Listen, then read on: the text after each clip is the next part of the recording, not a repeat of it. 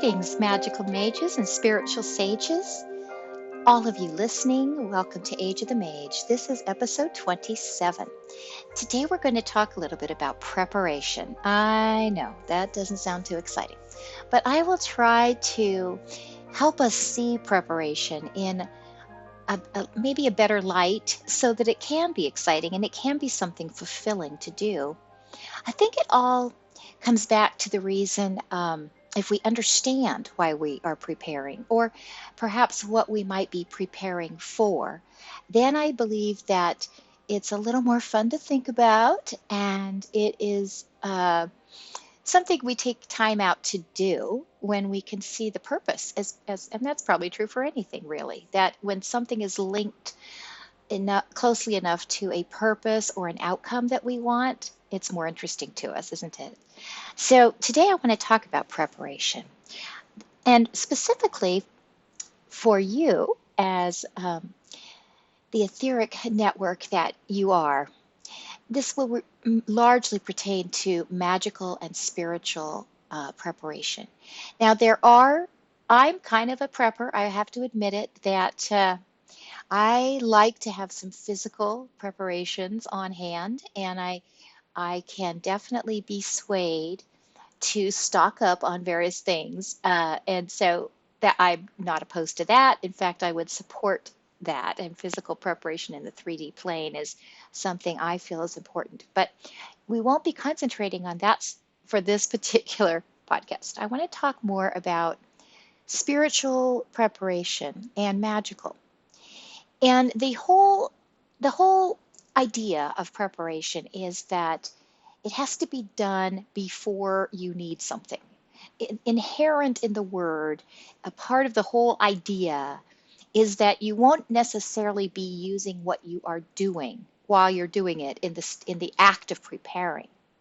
And it also allows for, and this is sometimes hard to deal with, it allows for the idea that you may never use what you are preparing.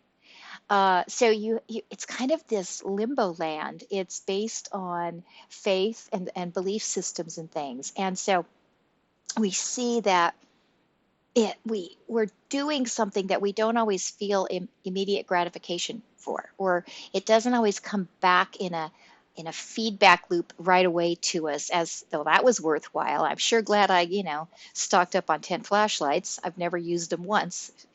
So there is room for some disappointment and some lack of fulfillment in the process that goes with preparation that maybe doesn't occur so much in other things that we're going to directly see a result from immediately. And so, yes, once again, this idea of not immediate, the lack of immediate reward uh, being a part of the process of preparation, it can deter us from doing it because there's so many more front burner things. There's things that we really feel the push we've got to do, and it's got to happen right away. And I'll go ahead and postpone that other thing back there because it's not going to have a direct effect on my day. And I've got other things I've got to take care of first. And even in the field of magic, you are more strongly prompted to, we all are, including myself, of course, we're strongly prompted to do the things that are more motivating at the moment, that we have a stronger draw to accomplish. Perhaps at work on manifestation or a work on healing or something that is just front and center for us, and it's taking the priority. It's zipping up to the top of our task list. So even in our choice of what we're going to do magically or work on spiritually, usually these more dynamic needs, they dominate. And by the time we've done what we need to do and the day is over, we find that day after day we can push off some of the other more mundane things, maybe not as exciting, maybe exercise type things. We've put them off for another day, and this just keeps going until all of a sudden something can occur which demands the skills that you may be lacking, or I may be lacking, because we didn't take the time to build that muscle up first. And now when the muscle is needed, it isn't there. Now, this is not to discount that when we're working magic of any type, or we're studying or we're starting to trust our intuition, or we're on a path that is linking us to the spirit and the soul. All of those things will add up and go into our preparation. Absolutely. And so we don't always have to be doing something labeled as preparatory. We can be in the act of improving ourselves and using our skills as they come to us. And we are still preparing, doing that, of course.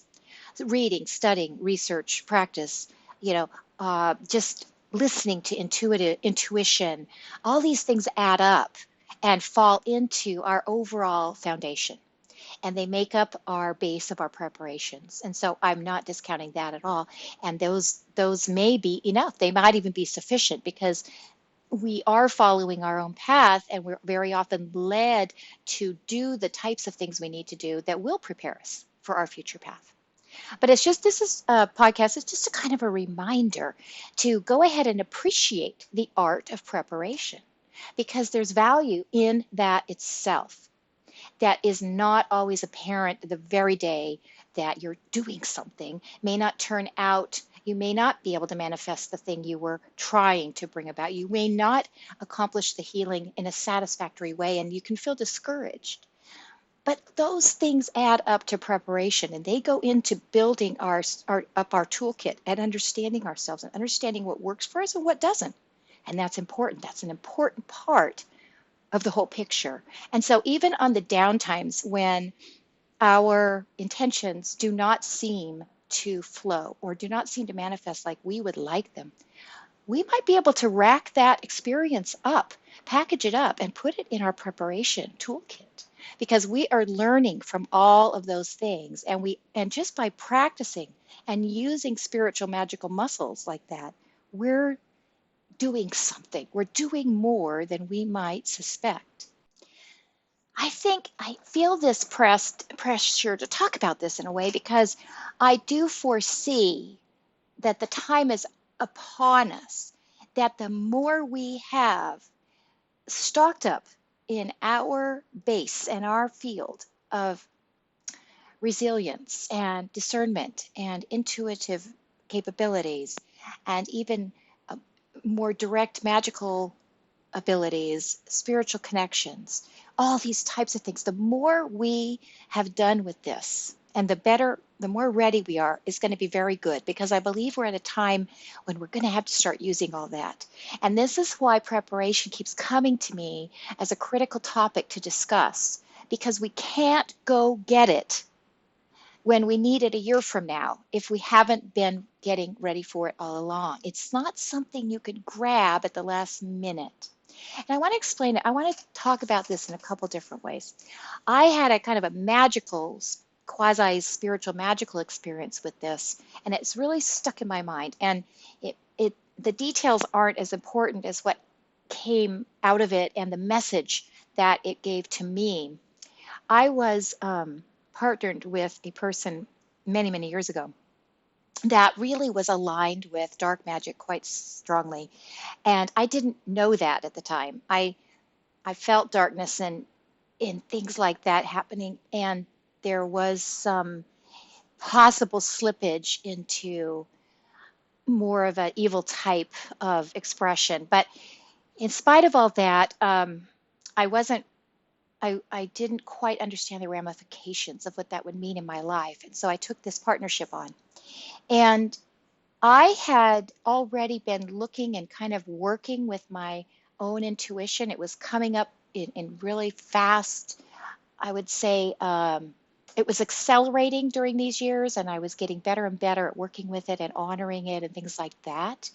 And so one night, I was probably, I'm trying to think if it was a complete dream state. I think it was kind of the middle of the night, and I was in possibly something like a half dream state. Like I didn't feel like a total dream was taking place. It felt maybe more like an astral state where I felt awake in many ways.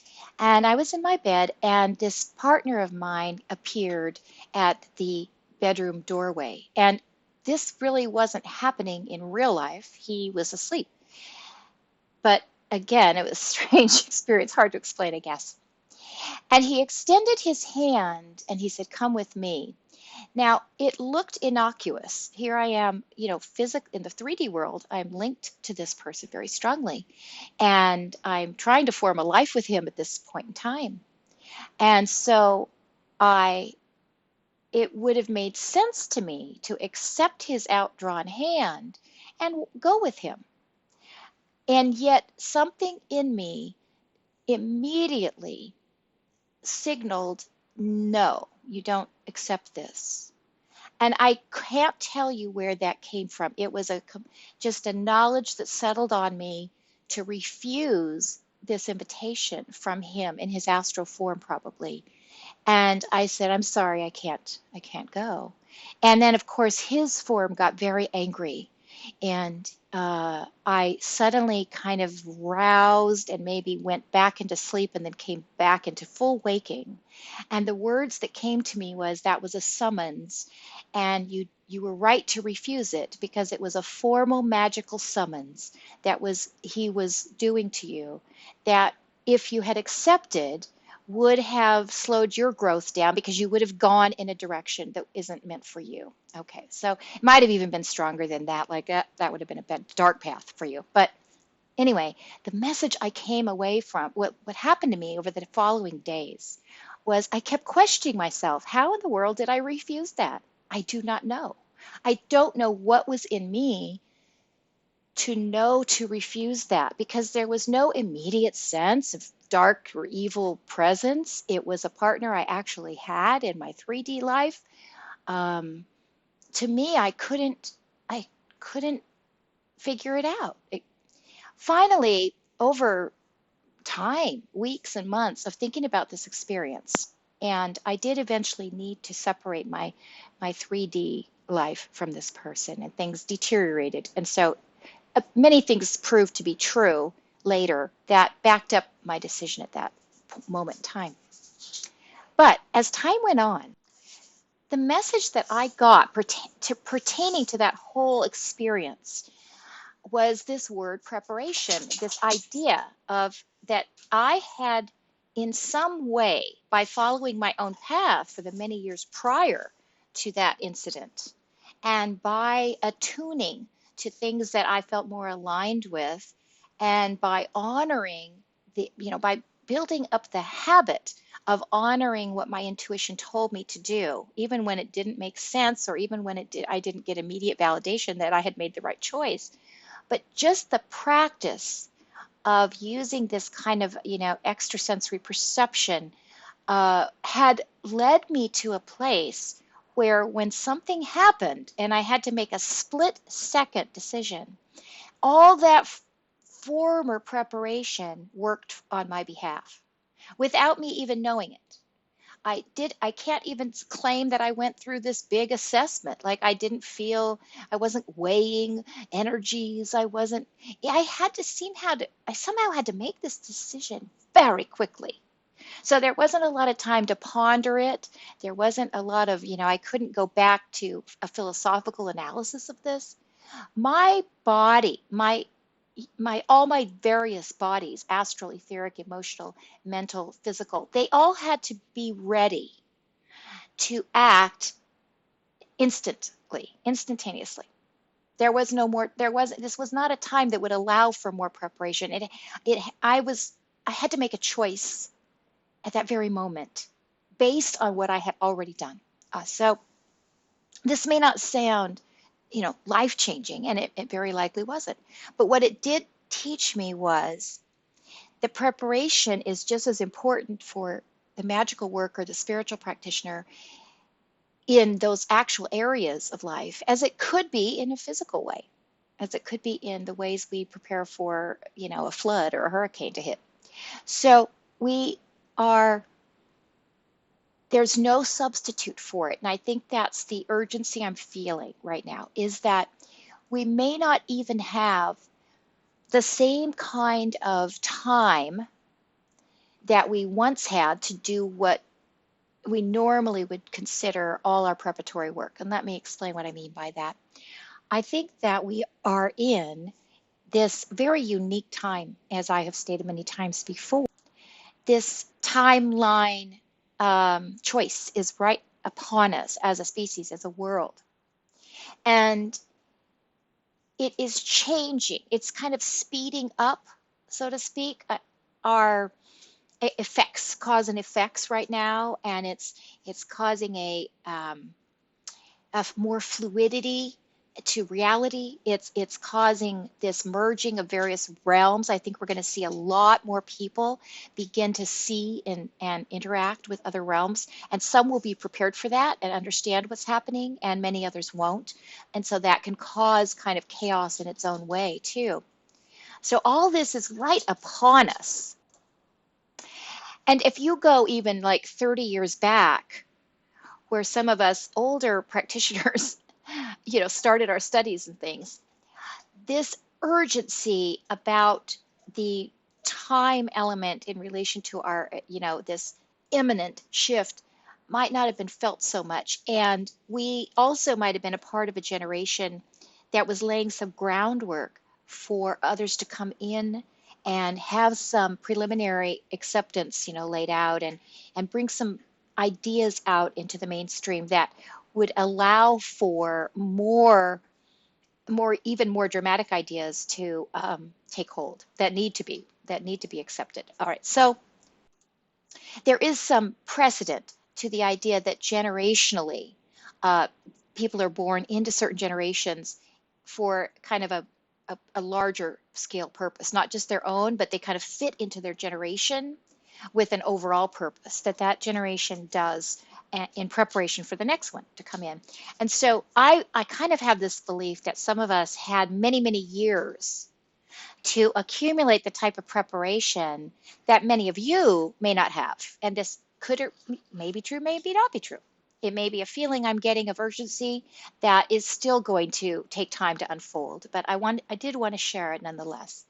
So I think that some of us have had, I was privileged to have a 30-year history of reading books and coming to one concept and then moving into another one with the ability to gradually accept different ideologies and different beliefs.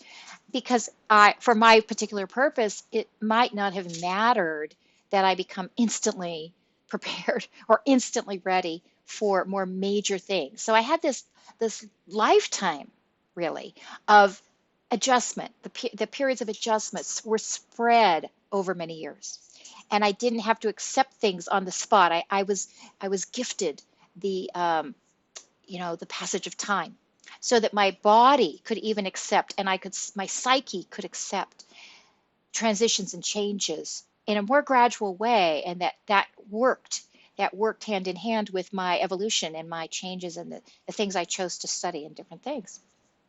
Now I'm kind of leaning towards this idea that is changing, that the long tail type of lead up to needing all these things may be condensing right now, which means in just kind of an analogy, maybe what I had 30 years to do, those of you studying and practicing magic and spiritual work may have 5 years to do.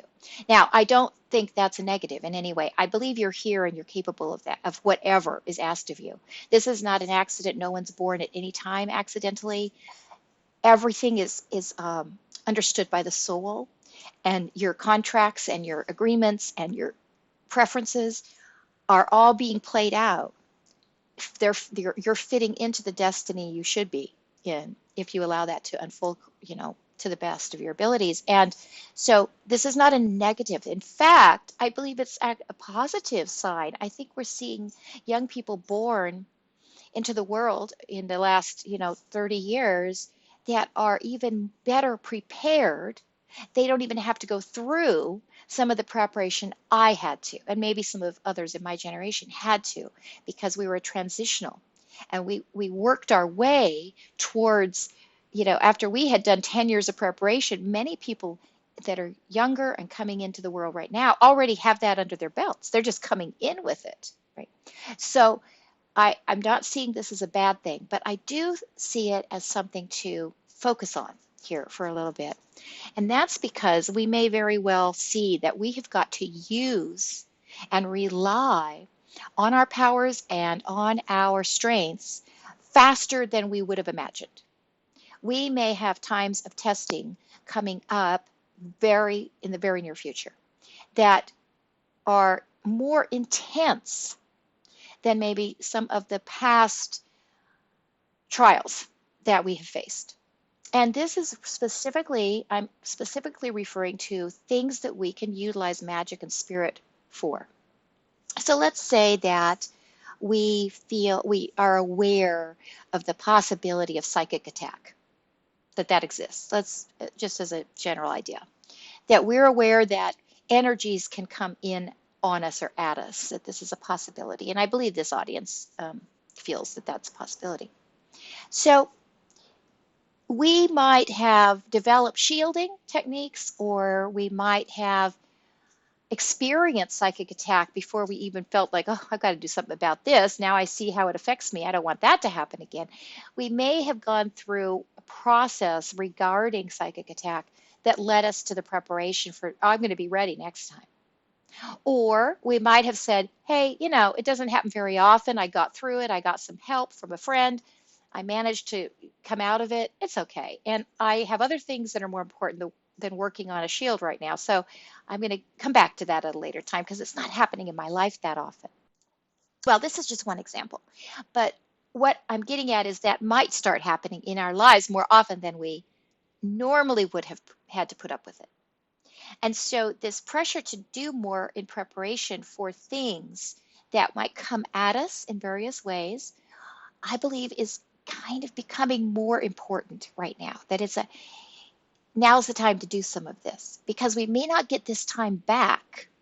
We may be faced with something tomorrow that if we did something today in preparation for it would change the outcome of our choice tomorrow. That's how crunched the time's getting. That's how condensed some of our decisions are going to be coming up. And the gap between the time that we prepare and the time that we need to be ready is shrinking. And that's why I feel this urgency. That's why I feel this important message. And we're going to talk about this message on and off throughout the whole podcast series. But I think it's time to just start the discussion about it and start us all thinking about it. So don't put it off is what I'm getting at. Like, don't put it off. You will know what it is that you personally need to do for preparation. All of us should probably have ways of shielding that we understand and we work with. Now, this can be something we do ourselves through etheric constructs, or it can be if your belief system wants to ask for help through angels or divinity, that's fine too. But the thought process should be established on how the shield goes up, how to be ready, how to carry that around with you, how to access it. The individual way you do it, entirely up to you. But I believe it's going to become more and more important. We have electromagnetic energies that are affecting our bodies that are being changed right now on our earth. And some of this technology is fascinating and brilliant. It's going to bring very good things to us. And other parts of the technologies that are coming are challenging us, and they may even challenge us at a physical body level, let alone electromagnetic levels and mental, emotional, psychic. So learning and asking and working with shielding techniques, I believe, is a vital part to everybody's preparation. Now, beyond that, we're going to start moving more and more into defining our magical persona and how we individually see ourselves working magically. Because that time is upon us too. We are here. We're at the crossroads. We're at the time that we're going to be determining that we've got to put some dedication behind our work. This is coming. And so before we want to jump in, we want to understand ourselves better. We want to know, what is the work I really want to do? Because you're going to be putting hours of energy and time and study and kind of you're establishing habits and patterns that will affect you on a spiritual level. And you kind of want to make sure that you feel very aligned with the direction you go. So I think our work with the magical persona is going to help with that. And we're going to do that. But for this particular moment on this podcast episode, let's just say you have a warrior style energy. Okay, so beyond your shielding, Beyond those techniques that you will learn for protection, personal protection in all spheres, you might say, hey, I better start practicing my, etheric warrior marksmanship, whatever the case may be. Um, Whatever appeals to you, you put some time into that. I would just start suggesting, I would like to suggest that we each do this for the field that we feel right now we're most aligned with. We just finished a couple podcasts about protectors and guardians. And so they are typically pretty good at shielding because that's part of their whole destiny. It's part of how the protector works always. Even subconsciously, they're setting up shields. But it may be time for the protector to focus on ways to expand their shield or focus on new ways they can put a shield over somebody else, maybe even from a distance. Maybe the protector or guardian is used to working on a person in proximity and has got that pretty much down, and they work in magical teams and they know how to protect that team during a ceremony, but maybe they haven't developed ways to place a shield and protection around someone that's across the world. Whatever the case may be, I would encourage all of us to take a look at where we need to start some pretty heavy duty exercising to lift these muscles, get these muscles going, because I don't think it's going to be long before those of us that are truly involved in some of the world change and helping the momentum move towards the best and beneficial, most benevolent timeline that we want for our race. I think it's right on us. It's right on top of us. I think our skills are going to be used. I think they're going to be asked for. I think we're going to need them. So this whole message today is to encourage preparation and help you see that it directly ties into what you might be asked to do tomorrow. The gap between when you prepare and when you use it is getting smaller. This is very important to know. And so what you might have put off before, I think it's time to be to apply some dedication to it. That's not to say, oh, all day long I'm going to sit around to do this one thing. No, not at all. It's just to put it up a little bit on your priority task list. Incorporate it. Incorporate it in your life just a little bit more, because it will add up and it could make a significant difference. I feel in my heart that somehow that experience I shared with you made a big difference in my life. If nothing else, it has served over, 30 years as a symbol to me about how preparation played out in a way I would never have predicted. And so this ties into, this discernment issue and making sure that you are aligning with truth in every way possible. Not that we can all know ultimate truth, and not that we are not going to be fooled from time to time, and we're going to all go through ups and downs with our journey. But just the the incoming messages you can hear and you can see that are reaching you. Just keep that practice going of discernment. Go ahead and spend some time with research. What you allow to happen right now in your personal sphere with regards to discernment of truth, direction you want to go into, magical practice, spiritual connecting, all of these things are building up in your personal sphere, your personal etheric field. And they will all come together in a way that will serve you so much more than we can even imagine. It is a holistic gestalt, if you will. You're a constellation unto yourself with all of these various moving parts that will form, give you abilities that you don't even conceive of right now, and it will give you protection that you may not know you have access to. And so this is so important for all of us. I hope I've managed to convey this message in some helpful way, and a way that will present the importance of it and the feelings I have that it's kind of a top tier item we need to look at, And we go from there. Let's try it. And we each have our own way of doing this. We'll each find ways that we need. As I say, as we go on and look more and more at our individual magical and spiritual practices, things will occur to you. Oh, I know what I need to do. I got to do such and such. It'll come to you because remember, you're in contact with your soul. You're in contact with your higher self. You're in contact with those that love you in other planes. You are in contact with your purpose and your destiny. So the channels to receive information that you need from higher realms, so to speak, they just need to be clear. They're always there. They're always there with you. So when we do work that is on its way, or supports the clearing of these channels in any way, even any small way whatsoever, we're giving that inspiration a chance to come through and work with our consciousness. So I wish you all the very best with this. I'm going to be doing it too. It's on my mind in a heavy way, and I will continue to think about this. And if I get additional messages that pertain to this, I will certainly share them with you. At this time, I just feel the importance of it, and I think I'm asked to share it with you, and then let you derive and come up with the various ways this means something to you in your life. And I'd love it if you share those with me. Thank you so much. Thank you for being here, and we will continue again very shortly.